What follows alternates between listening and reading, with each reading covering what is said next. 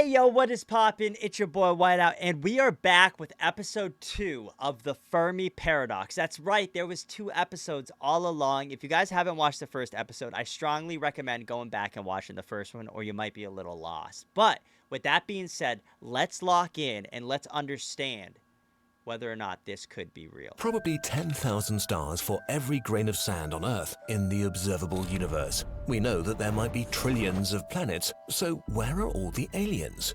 This is the Fermi paradox. If you want to know more about it, watch part 1.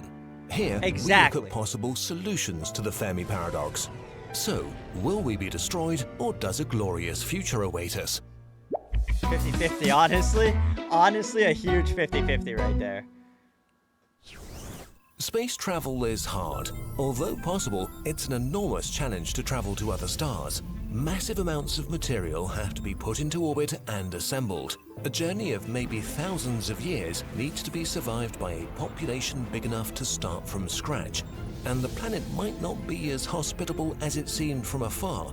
It was already extremely hard to set up a spaceship that could survive the trip. An interstellar invasion might be impossible to pull off. Also, consider time. The universe is very old. On Earth, there's been life for at least 3.6 billion years. Intelligent human life for about 250,000 years, but only 250,000 years. Lock that in for a second. 3.6 billion years, only 250,000 of those 3.6 billion have been humans. That is insane. And that's not even how long the universe has been around. It's been around for way longer than 3.6 billion. He's just talking about, I think, Earth at that point. Whoa. Only for about a century have we had the technology to communicate over great distances. There might have been grand alien empires that stretched across thousands of systems and existed for millions of years, and we might just have missed them. There might be grandiose ruins rotting away on distant worlds. 99% of all species on Earth have died out. It's easy to argue that this will be our fate sooner or later. Intelligent life may develop, spread over a few systems, and die off, over and over again. But galactic civilizations might never meet, so maybe it's a unifying experience for life in the universe to look at the stars and wonder, where is everyone? But there is no reason to assume aliens are like us, or that our logic applies to them. It might just be that our means of communication are extremely primitive and outdated. Imagine sitting in a house with a Morse code transmitter. You'd keep sending messages, but nobody would answer, and you'd feel pretty lonely. Maybe we're still undetectable for intelligent species, and will remain so until we learn to communicate properly. And even if we met aliens, we might be too different to be able to communicate with them in a meaningful way. That is one thing I always think about. If we do meet aliens, like, who's to say that they might not even be able to speak, well, they're probably not able to speak our language. And then we'd have to, like, either teach them or learn theirs. And it would be just, like, a whole crazy thing. Like, they're not speaking English anywhere else. They're not speaking Spanish anywhere else. Like, maybe they are. I mean, maybe they are, right? But, like, you know, would they be able to speak telepathically, right? Is there anything that can actually speak telepathically now? Like, does anybody know that? Because I know, like, animals and such have a tendency that they could, but they're still not fully sure if that's how they communicate or what it is. It's a weird concept for, like, to speak telepathically, but at the same time, it's just like, if you think about it from, like, an alien standpoint, would they be able to just understand and like that? Because they're going to have such amazing technology anyways. They might be able to understand just like that, what we're saying. And then be able to understand our language just like that, like a Google Translate, that they could speak back to us like that. Or maybe have some sort of translator like tool. Imagine the smartest squirrel you can. No matter how hard you try, you won't be able to explain our society to it. After all, from the squirrel's perspective, a tree is all that a sophisticated intelligence like itself needs to survive. So, humans cutting down whole forests is madness. But we don't destroy forests because we hate squirrels, we just want the resources. The squirrel's wishes and the squirrel's survival are of no concern to us. A Type 3 civilization in need of resources may treat us in a similar way. They might just evaporate our oceans to make collecting whatever they need easier. One of the aliens might think for a second, oh, tiny little apes. They build really cute concrete structures. Oh well, now they're dead, before activating warp speed. But if there is a civilization out there that wants to eliminate other species, it's far more likely that it will be motivated by culture rather than by economics. And anyway, it will be more effective to automate the process by constructing the perfect weapon. A self-replicating space probe made from nanomachines. They operate on a molecular level incredibly fast and deadly, with the power to attack and dismantle anything in an instant. You only need to give them 4 instructions. 1. Find a planet with life. 2. Disassemble everything on this planet into its component parts. 3. Use the resources to build new space probes. 4. Repeat.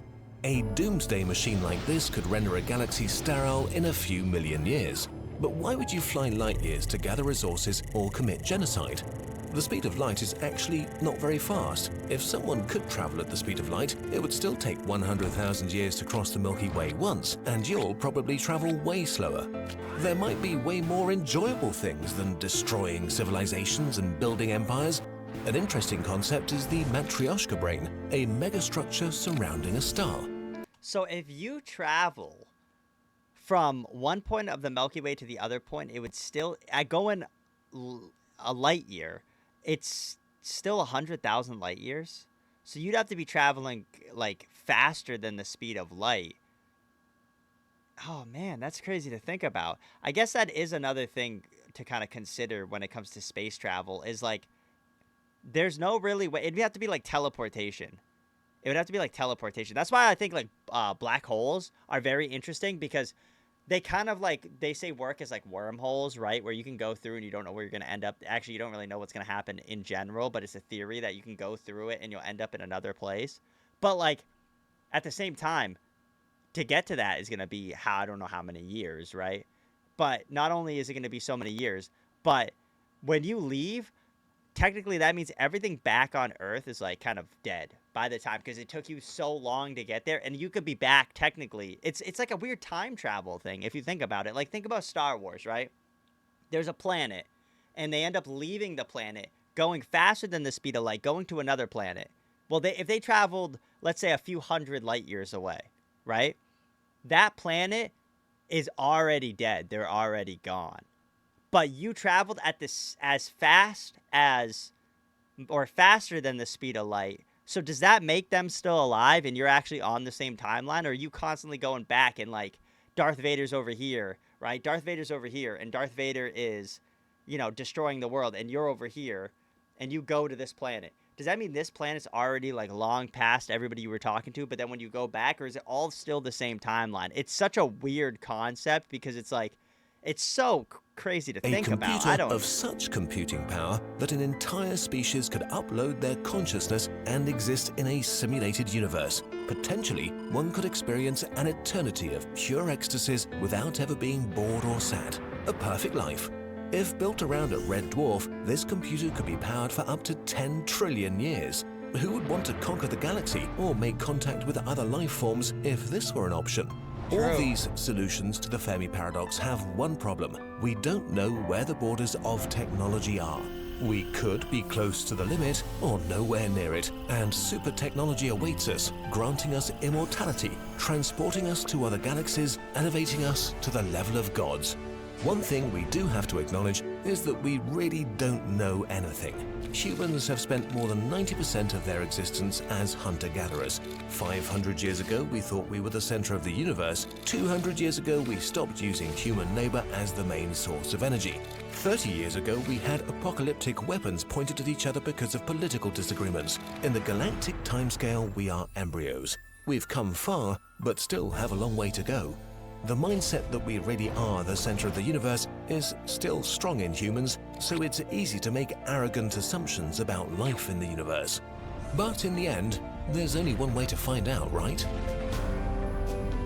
I guess there is only really one way to find out. Like, I'm pretty sure at the end of the day, right? Like, we're probably not going to be around to see any of it happen. But like something like this, right? When he was talking about simulations, right? Like maybe they're doing that because it'd be better. If there became a way, right? Let's say that there was a full dive, right, where you go into the video game simulation, and there's a full dive video game simulation, then technically we have already found a way to live forever. Because think about it like this, right? Imagine 1 second of imagine like Elon Musk Neuralink, right? And that allows you to go into a video game. And you can spend however long you want in that video game, right? Let's say like real life, for example, right? If it is real life. But let's say real life, for example, you spend 100 years in a video game, right? Relatively 100 years. And then you come out of that video game. But all that is 1 second of your real time. 1 second. That means you could do this, right? Live an eternity almost in here. Come out, and that was 1 second of your time. Then you can go right back in and do another game. And then you can go right back in and do another game. Technically, you're living forever. Because now, in the span of 1 second is an entire 100 years. If it's like thinking about that concept is insane because we could be in that right now. We could come out, go into the next game, right? It's just such an interesting concept and it's such an interesting idea. And it's like, how far in civilization do you need to get before it's like, okay, what do we do, right? If we had a way of like covering the sun, we could live on that, right? And we could live in simulations forever. There would be no point to travel space. There wouldn't be a point to travel space. It wouldn't make sense to because we already found the way to live forever, right? And it's just like one of those thoughts where it's like, okay, so what would be more beneficial to humanity and to society? Would it be to actually go out in space travel, or would it be to live for eternity on this like orb type thing around that sun? It's such a crazy thought. It's like I always go back and I always think about the Avengers, right? When they got the Infinity Stone, one of the Infinity Stones.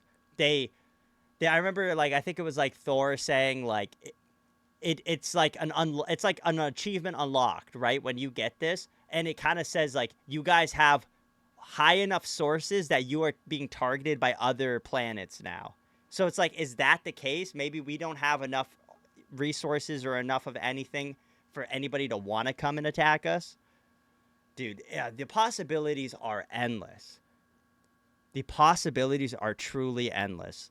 But sadly, this video is going to end here. Thank you guys so much for watching. Today we got 1% smarter, technically 0.5 because yesterday we did watch part 1. But anyways, nonetheless, let me know what you guys think in the comments down below. Genuinely, I want to know. Let me know. I'll be reading them. I'll be checking them out. Anyways, thank you guys so much for watching. If you guys haven't already, make sure you absolutely smash that like button. And honestly, it's pretty cringy if you haven't. I mean, I'm not upset at you, but like, dude, if aliens come, at least we know they're real. You know what I'm saying? At least we know, potentially. But it's okay. It can be fixed. It can be fixed. You can fix it all right now by hitting that subscribe button because you don't want them to be upset at you. You don't want them to be upset at you. Because if you haven't subscribed, what are you doing, bro? Just subscribe. Join the Whiteout Army. Thank you guys so much for watching, though, and I will see you all in the next video. Peace.